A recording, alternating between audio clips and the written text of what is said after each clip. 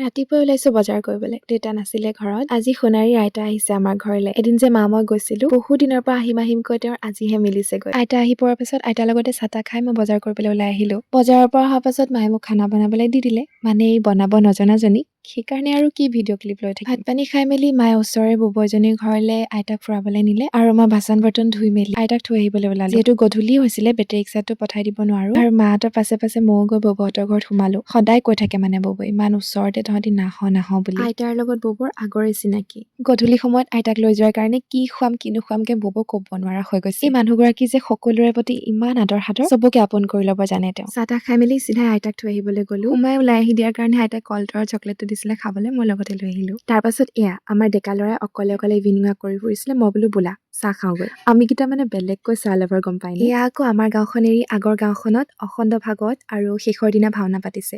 পৰীক্ষাৰ মাজতে হ'ল ৰাইজ, তথাপিও মই নেৰো। বাৰু এতিয়ালৈ এয়াই দিয়ক।